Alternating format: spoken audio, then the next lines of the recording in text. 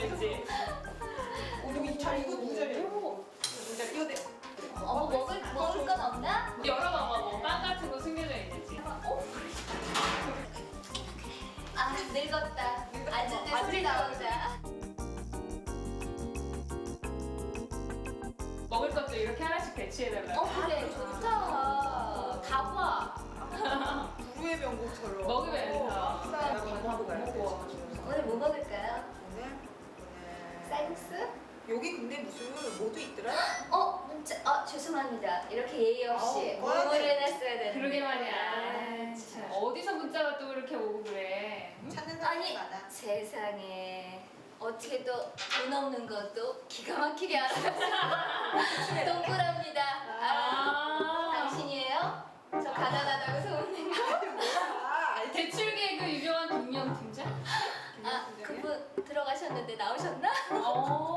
그런가? 네. 나는 너무 자주 와. 근데 나도 바로 지우기는 하는데 가끔씩은 이렇게 단문을 보내고 싶더라고. 뭐라고? 내 거 좀 써라고. 내 내가 더 좋은 조건으로 빌려주고. 정말? 얼마요 금리가? 어떻게 또 여기는 또 우대? 직장인 우대? 어떻게 같이? 근데 대출 받아보신 적 다들 있으시죠? 요즘 빚 없는 집이 어딨어요? 그러니까. 맞아. 가게들 주. 사실 나 같은 경우에도 지난해 처음으로 생애 첫 마이너스 통장. 이것도 축하드린다고 아. 예쁘다 그래야 되나? 통장도 아니고. 아니야, 근데 마이너스도 아무도 안. 아니 근데 나 이거 되게 희한하게 나 솔직히 이거 말하기 좀 부끄럽긴 한데 일단 저는 여기서 이제 언니들한테 모든 걸 다 내려놓기로 한 입장이므로 그 사실 돈이 조금 모여 있었는데 2달 동안 굴리자라고 생각을 한 거지. 그럼 2달 뒤에 그 돈을 써야 되는데 그 은행 금리가 너무 낮잖아요. 그래서 주식을 할까? 이게 나의 불행의 시작이었던 거지. 진짜? 정말 항상 그래서? 해서 그게 물렸어. 백전하는 소리가 들리는데 그러니까 이거 당장 써야 되는데 주식 팔 수는 없잖아요. 그래서 은행에 갔지. 마이너스 통장 1,500만 원 받았습니다. 그래서 신용 좋으시니까 근데 되게 희한한 게 가서는 그랬지. 저 이거 그냥 2달만 쓸 건데 빨리 이거 해도 되죠? 그랬더니 상관없다. 2달은 얼마 전에 연장했습니다. 1년 연장. 그러면 요즘에는 금리를 어느 정도 받는 게 좋을까요? 자, 봅시다. 지난번에 한국은행에서 기준금리 동결해서 3%. 그러니까 그거 기준으로 해서 플러스 얼마 하느냐. 3%면 얼마 벌죠? 아니, 그게 뭐 굳이. 그거는 나라가 그렇게 거래하는데 3%라고 하니까 개인들끼리 할 때는 훨씬 더 많이 받게 되죠. 진용도 따라. 뭐 금리, 뭐 이자, 뭐 이렇게만 얘기하기로는 되게 복잡한 게 많은 것 같다는 생각이 드는 게 이게 나랑 무슨 상관인가를 그러니까 그런 생각이 든단 맞아. 말이야. 그러면 경제에 어떤 영향을 미치기 때문에 이렇게 좀 우리 사회에서 중요하게 부각되지 않나 이런 생각이 드는데 그럼 금리가 우리에게 그 뭐 경제에도 그렇고 우리 실생활에 미치는 영향들이 어떤 것들이 있는지 궁금하거든요. 사실 이게 조금 이제 기술적인 부분들이 있어요. 설명을 드리려면. 그러니까 중간에 못 알아듣는 거 있으시면 꼭 질문해 주세요. 네. 그러니까 왜 지금 한 달에 한 번 정도씩 한국은행에서 기준금리라는 거를 발표를 해요. 그러면 이제 보셨을 거예요. 뉴스에서 뭐 한국은행 이번에 뭐 금융통화위원회에서 기준금리 뭐 동결했다, 인하했다, 인상했다 이렇게 발표가 나오거든요. 근데 사실 뭐 이제 잘 모르시잖아요. 왜 그게 뭔데? 뭐 이제 이럴 수 있는데. 맞아. 왜 한국은행 금리는 자기들끼리 하면 되지 굳이 우리가 알아야 되나? 우리에게 미치는 게 뭔데? 라는 궁금하지 생각이 않은데. 우리 한국은행 갈 일도 없는데. 그러니까 이제 이게 가장 그 중요한 부분을 딱 처음하고 끝만 연결해서 말씀을 드리자면 예를 들어서 한국은행이 기준금리를 낮춰요. 그러면 돈이 많이 풀려요, 시중에. 돈이 많이 풀려요. 그러니까 돈이 많이 풀리기 그 때문에 돈은 누가 푸는 건가요? 한국은행이 이제 돈을 푸는 거죠. 공급을 하는 거죠. 낮추면서 푸는 거야. 낮추면서 풀어요. 돈을 공급을 해요. 그러면 돈이 흔해지기 때문에 전반적으로 금리가 떨어져요. 왜냐면 돈이 흔해지니까 돈 빌리는 사람들도 쉽게 구할 수 있고 이렇게 되니까 전반적인 금리 수준이 떨어지는 거예요. 그러니까 한국은행이 기준금리를 낮췄다 라고 발표를 했으면 시중에 돈이 풀리겠구나. 전반적으로 이자 수준이 떨어지겠구나. 이제 그렇게 보시면 되는 거죠. 그러면 이제 그 중간에 그럼 무슨 일이 벌어지는 거냐, 돈을 풀기 위해서. 그렇지. 그게 또 궁금하지. 그렇지. 진짜로? 뭐야? D가 뭐야? D가? 가운데. 그러니까 그 한국은행에서 시중은행들하고 환매 조건부 채권이라는 거를 거래를 해요. 나왔다. 어려운 말 나온다 또. 어려운 말 나왔어. 머리 아프다. 환매 근데 한 번만 얘기할게요. 조건부 채권. 근데 그러니까 채권이에요, 채권. 네. 채권이 뭐냐면 이쪽에서 이쪽을 돈을 꺼주면서 얘가 나한테 돈 껐다라고 이렇게 종이딱지로 써는 거예요. 근데 이제 그러니까 그런 걸 이제 채권이라고 하고 이제 그 채권의 종류를 거래를 하는데 한국은행에서 이제 그 기준금리를 낮췄다라고 하는 거는 그 채권에 적용되는 금리를 낮춘다라는 뜻이에요. 얘가 시중은행이랑 거래를 하니까 기준금리를 낮췄다라고 발표를 하는 거는 채권 가격을 올리겠다라는 얘기예요. 자 여기서 또 하나 난관이 있어. 뭔데? 그럼 겨우 이해했는데 뭔데? 더 어려운 거 나올까봐. 채권 가격이 올라가려고 그러니까 올린다고 했잖아 한국은행이. 그럼 어떻게 올려? 한국은행. 그냥 이렇게 받겠습니다. 그러니까 발표는 해요. 발표는 그렇게 하는데 그래서 이제 이걸 목표 기준 금리거든요. 우리가 목표를 이렇게 잡았다, 낮추기로 했다라고 하는 얘기는 채권 가격을 올리기로 했다라는 얘기하고 똑같은 거고 채권 가격을 올리기 위해서 우리가 뭘 할 거냐면 채권을 귀하게 만들어야 값이 올라갈 거 아니야. 모든 물건값이 그렇지. 그렇잖아. 물건이 귀해져야 물건값이 올라가잖아요. 사가는 사람이 많아. 그치. 그래서 한국은행이 채권을 사겠다는 얘기야. 시중에 있는 채권을 긁어모으는 거야. 없애겠다. 내가 자꾸 사겠다. 그래서 얘 값을 올리겠다. 그 얘기예요. 그럼 채권을 자꾸 사면 그게 어떻게 되느냐? 돈을 줘야 될 거 아니야. 돈 주고 채권을 사야 될 거 아니야.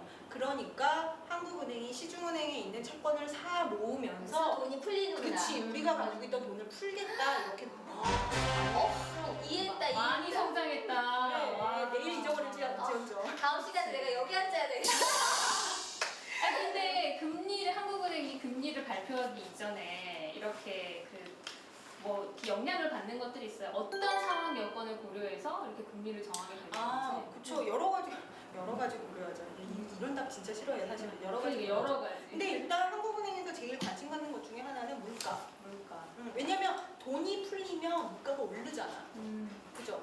그러니까 물가가 막 올라간다 싶으면 사실은 돈을 좀 죄려고 해요. 한국은행에서. 반대로 물가가 괜찮다라고 하면 이제 돈을 풀어도 되는 거고. 그러면 사실 궁금해지는 게 내가 궁금해? 그러니까 지금 이렇게 물가가 올라 우리 지난번에 물가 얘기했잖아. 맞아. 물가가 이렇게 오르는데 금리는 왜 이렇게 낮아? 그러니까 지금은 경기가 너무 안 좋아. 그러니까 경기 때문에 물가 잡느라고 금리를 못 잡는 거야.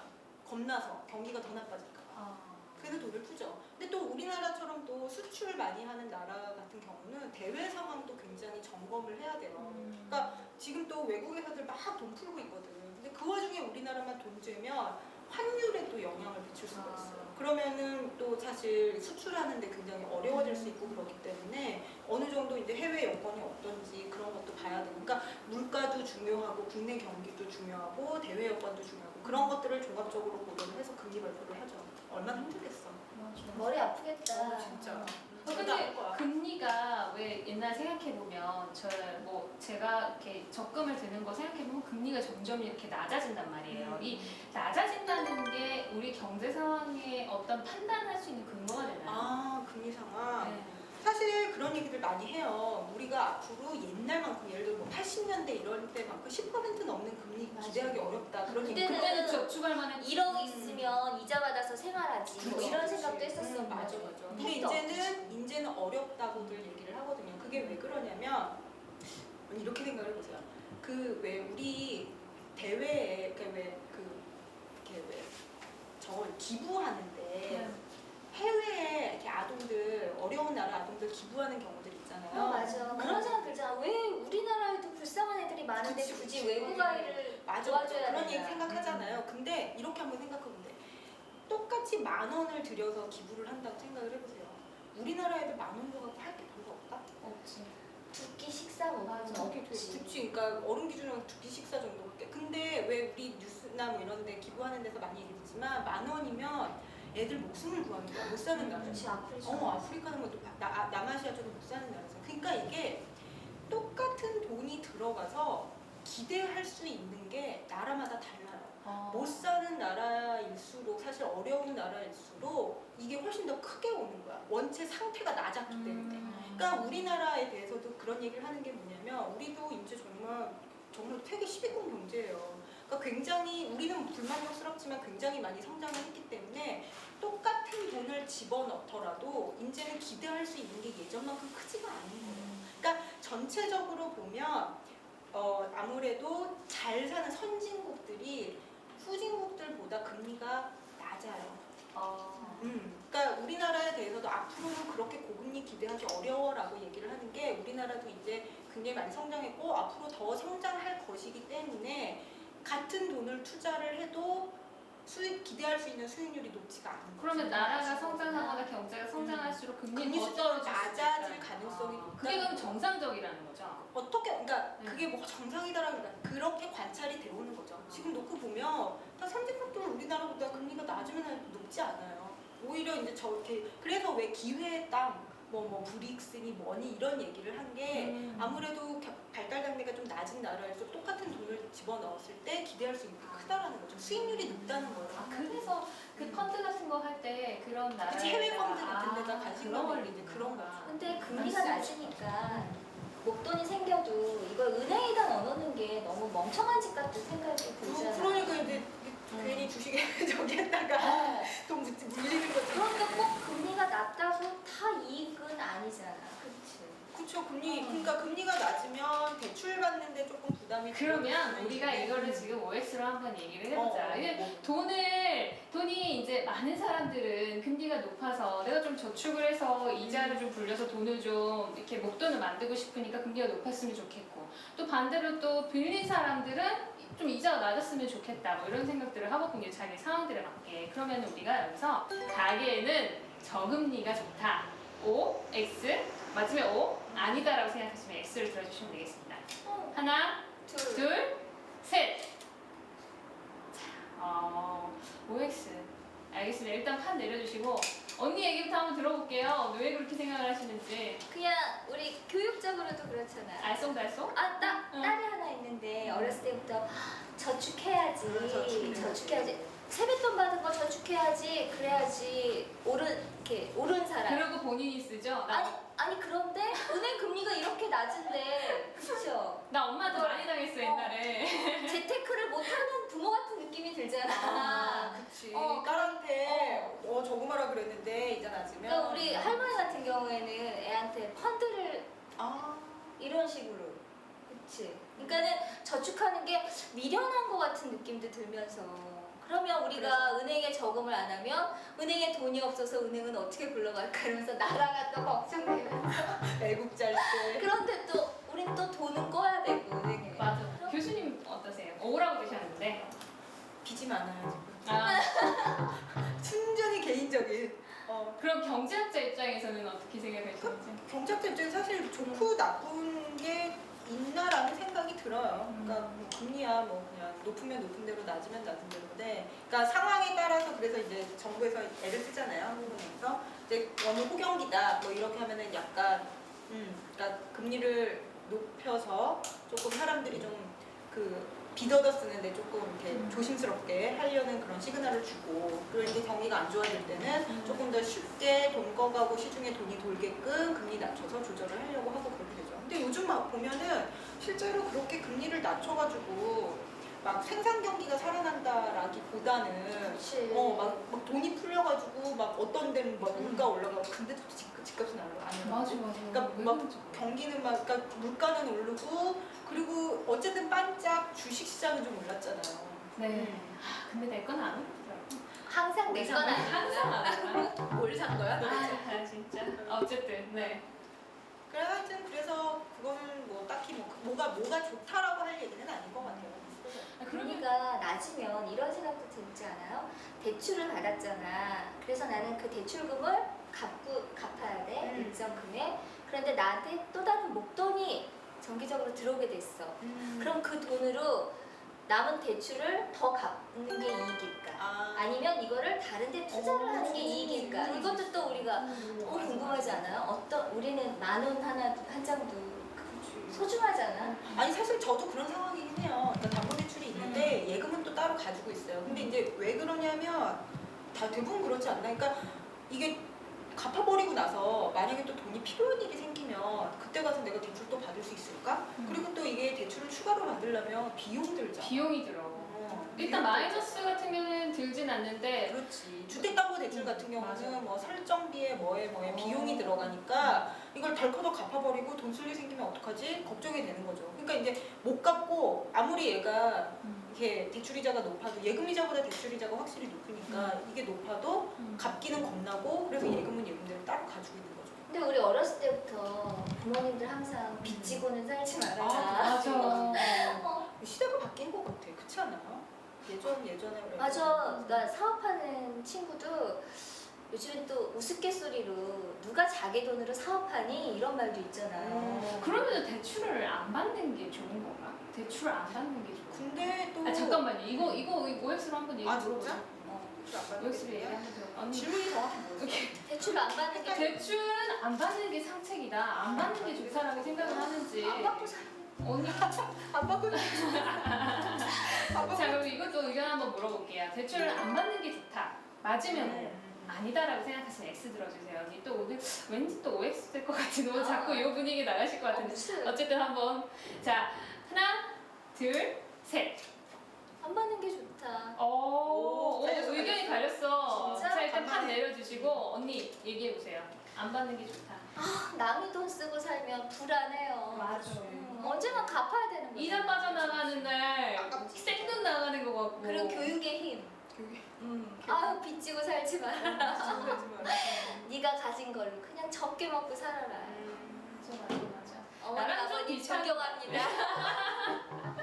약간 우리 엄마도 그런 식의 교육을 가르쳤던 것 같아. 나도 그래서 그래. 내가 생애 첫 어머니가 대출을 받고 내 심장이 쓰렸어요. 아주 그냥. 근데 내가 너무 고지식하게 사는 건가? 왜요? 언니 그 컨셉은 아닌 것 같은데. 그치? 그럼 옆집 순이 엄마가 너무 고지식하게 사는 건가? 남의 캐릭터 이렇게 잡으면 곤란해요. 아? 정체성.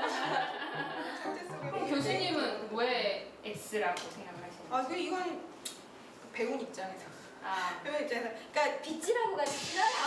그러니까 그게 뭐 이렇게 생각을 하시면 남의 비도덕적으로, 아. 비도덕적으로. 그러니까 이론적으로도 그렇고 사실 현실적으로도 봐도 우리가 이제 젊어서는 소득이 그렇게 높지 않다가 이렇게 왜 나이 들고 실력 쌓이고 뭐 그러면서 소득이 점점점 올라가잖아요. 그러다가 이게 어느 정점을 치고서는 이제 퇴직할 때 뭐 이렇게쯤 되면 그다음부터 소득이 급격하게 꺾인단 말이에요. 확 떨어지죠. 퇴직하면. 그러니까 소득은 이제 그래서 이렇게 가는데 소비는 사실 그렇게 크게 변하지는 않는다고 해요. 왜냐면 이게 먹고 사는 게 빤하니까. 누가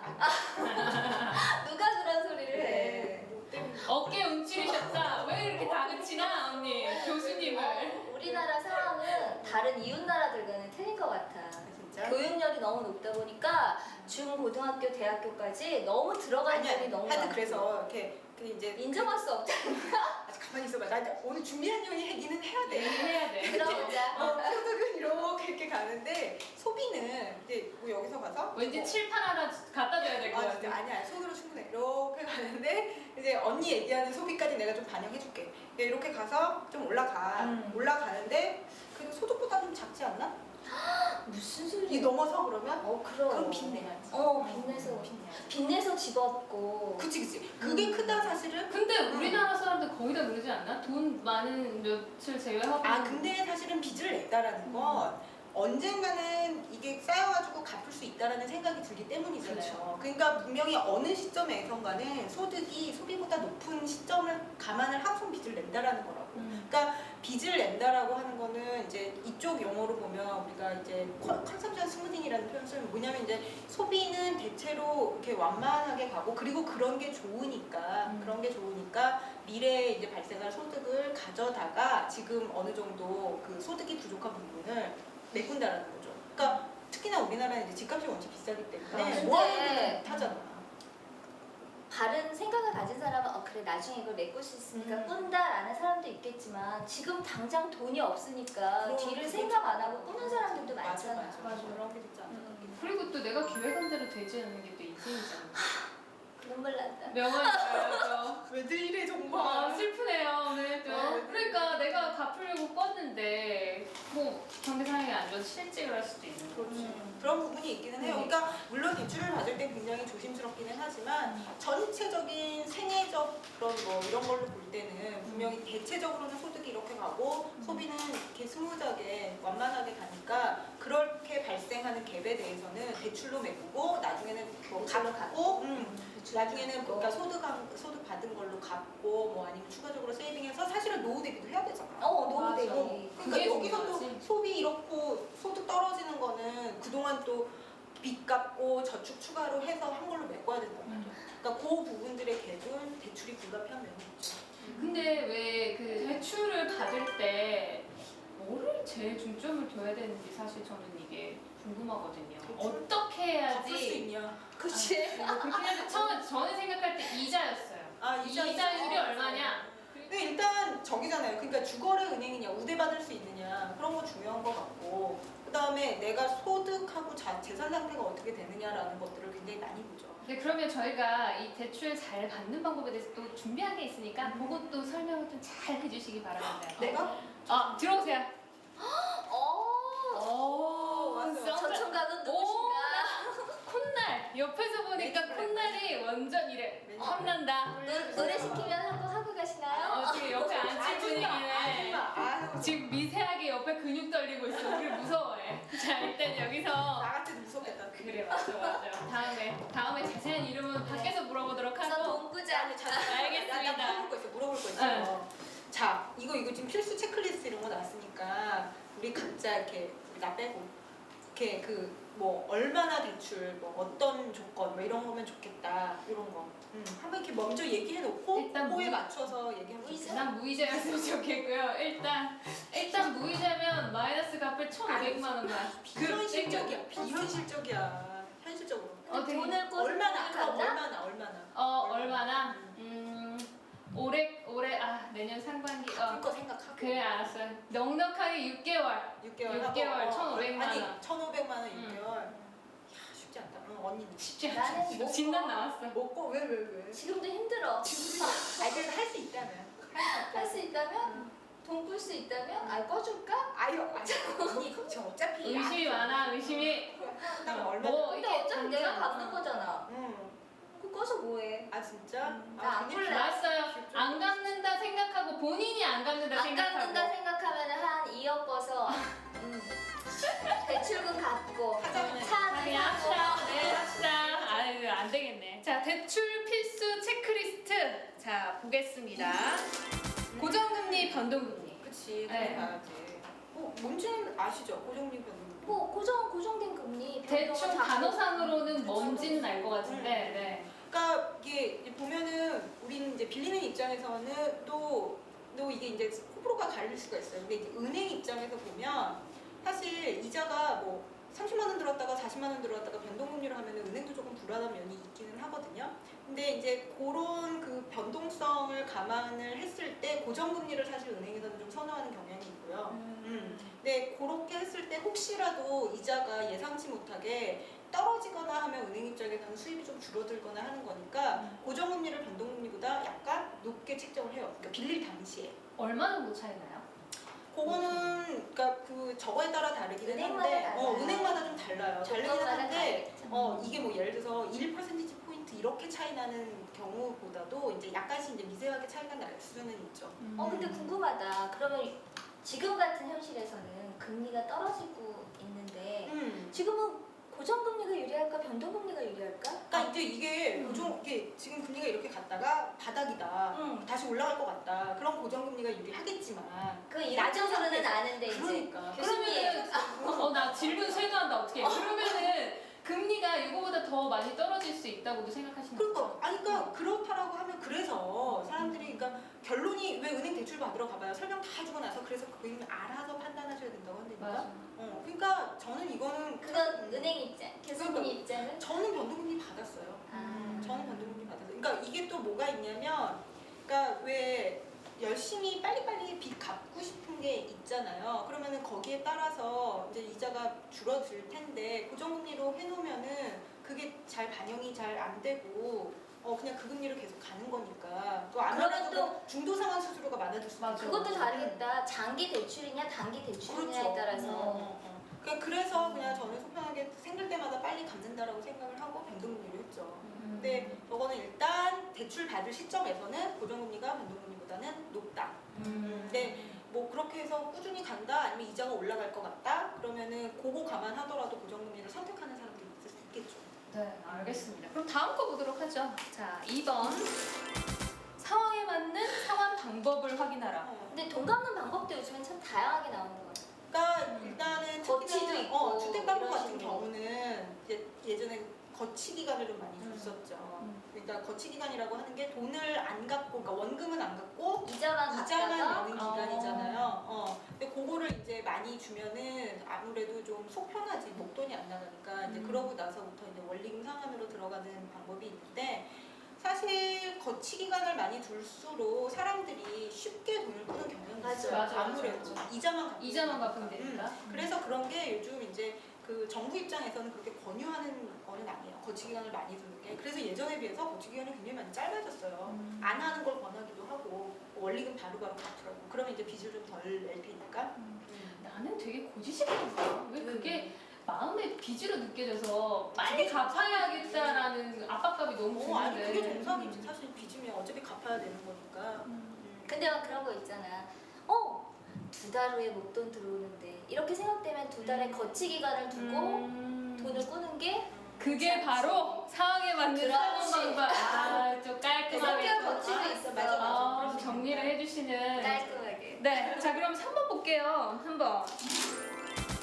거치기가 나오네. 바로 나오네. 네, 거치 기간. 우리 이거 아무도 몰랐잖아. 그렇지. 다 연결되는 얘기네. 다 연결되는 거치 거치 기간을 기간 하긴 확인하라. 뭐 근데 저는 그러니까 개인적으로 그래요. 거치 기간을 그동안 너무 후하게 줬던 게 이렇게 대출이 많아진 원인이 되지 않았나. 사람들이 이자만 갚으면 된다는 생각을 하니까 확인해야 되는데, 아무래도 또 근데 은행 입장에서는 그게 있어요. 거치 기간을 길게 주면 그동안은 또 이자만 받아야 되는 거잖아요. 그리고 사실은 원리금 상환하는 기간은 뒤쪽으로 미뤄지는 거니까 사실은 은행 입장에서 유리할 수도 있어. 왜냐면 전체적인 기간은 길어지잖아. 빚 갚을 때까지. 이자 받는 기간이 그치. 그러니까 이자만 따지면 이자 수입은 거치 기간을 길게 할수록 길 수 있어요. 사람들 입장에서는 이자만 갚으면 되니까 부담 없어서 좋고, 은행 입장에서도 나중에 다 받아놓고 보면 이자를 훨씬 더 많이 받을 수가 있지, 거치 기간 동안에. 그러니까 그런 면이 있어서 지금까지 좀 남발된 면이 없지 않아 있다라는 생각이 들죠.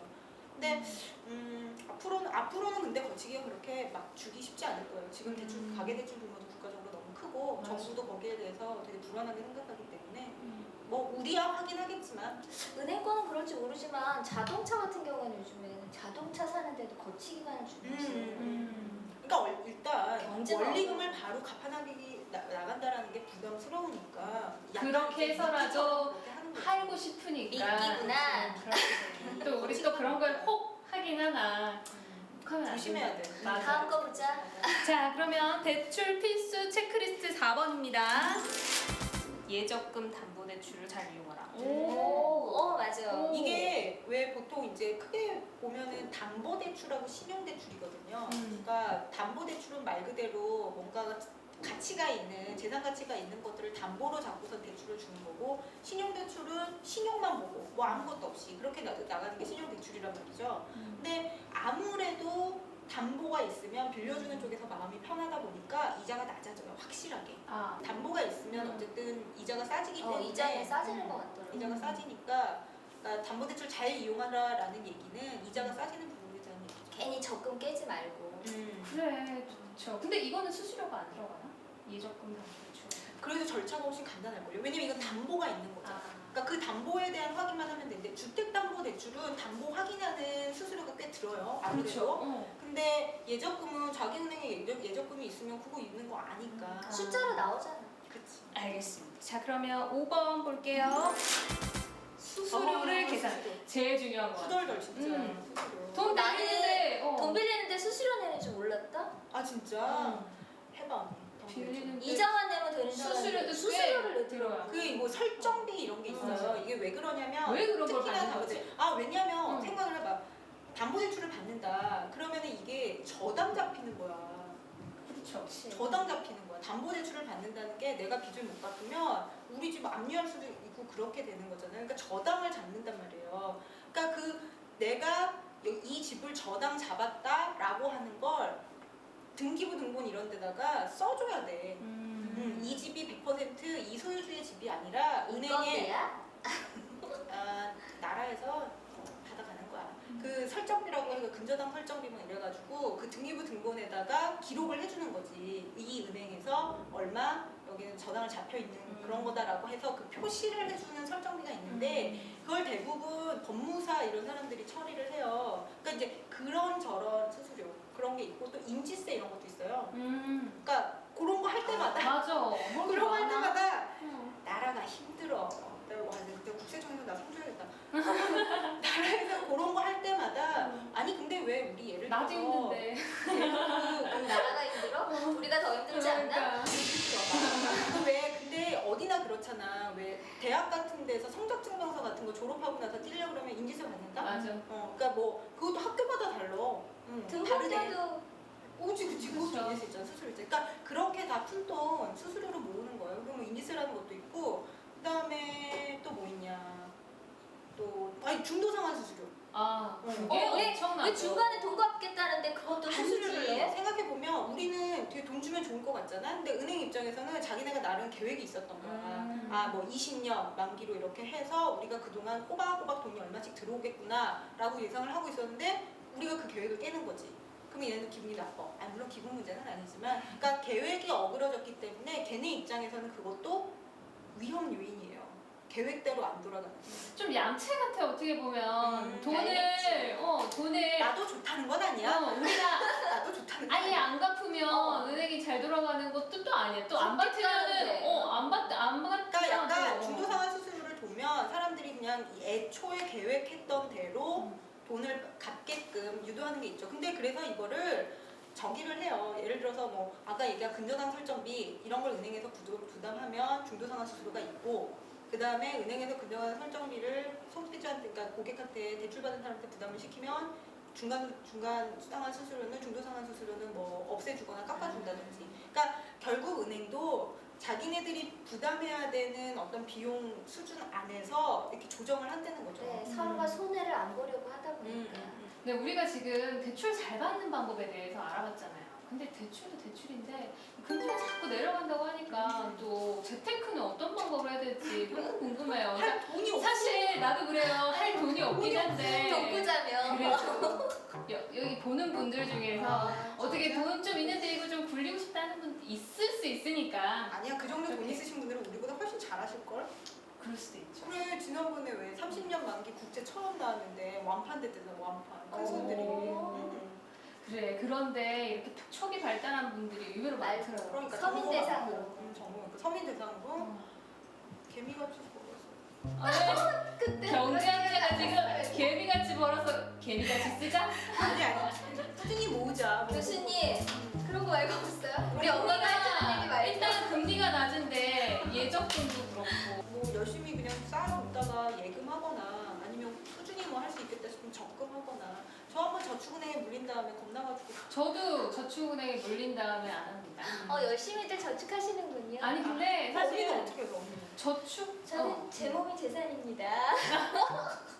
맞는 말이다. 네, 맞아요. 맞는 말. 제가 갖고 있는 최고의 재산이에요. 열심히 가꾸고 남도 있습니다. 그렇게 생각하는 거야. 언니 남편도. 제 재산은 제가 지킵니다. 저만 소중히 여기면 됩니다. 그래놓고 남편은 노후를 보다하고 아 이거 머리가 좋은 건지 언니 고단수야. 감사합니다. 그렇게 봐주시면. 아니 근데 저는 또 이게 궁금한 게 대출 이제 금리가 일단 낮아졌으니까 집 없는 분들은 또 지금이 기회다 싶어서 직장만 기회로 삼을 수는 있거든요. 그럴 수 있긴 하죠. 네, 그런 거 있어요. 얼마 전에 뭐 신문 같은 거 이렇게 보면은 주택이 이제 바닥을 쳤다라고 얘기를 하는데 그건 분위기 띄우는 거지. 제가 듣기로는 바닥을 쳤다고 생각하는 순간 지하 동굴을 경험한다고 그렇게 생각이 들거든요. 네, 그럴 수도 있잖아. 아무도 모르는 거야. 방송 그래요. 그러면 오늘 방송 보신 분들이 맥없이 얘기해. 좀 슬퍼져. 슬프다. 어떻게 하라는 건지. 돈 얘기가 해피엔딩은 될 수 맞아. 없다. 아 진짜? 마무리는 활기차. 그래도 어떻게든 이 방송 보신 분들이 그래도 대출 잘 받는 법 그리고 또 뭐 알뜰하게 재테크 하시는 방법을 조금 그래도 알아가셨으면 좋겠다라는 생각을 하는데요. 우리 오늘 여기서 마치고 다음 시간에 유익한 수다로 아주 해피하게 만나도록 합시다. 해피엔딩으로 자, 끝나요. 네, 우리 다음부터는 우리 슬퍼하지 말아요. 울지 말아요. 나 슬펐어. 오늘 되게 처음 시작할 때부터 주식 얘기 꺼내가지고 지금 울면서 끝내고 있다며. 상기됐다. 어쨌든 모두 모두 수고하셨습니다. 네, 감사합니다. 수고하셨습니다. 그래서 다음에는 우리 다음 주 뭐 궁금해 언니? 궁금한 거? 내가 그래도 그중 아는 거? 그중 보험. 보험. 아, 뭐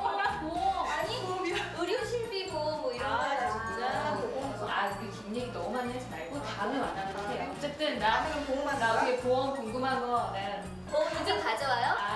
가지고 오세요. 증서 가져와, 증서 가져와. 알았어.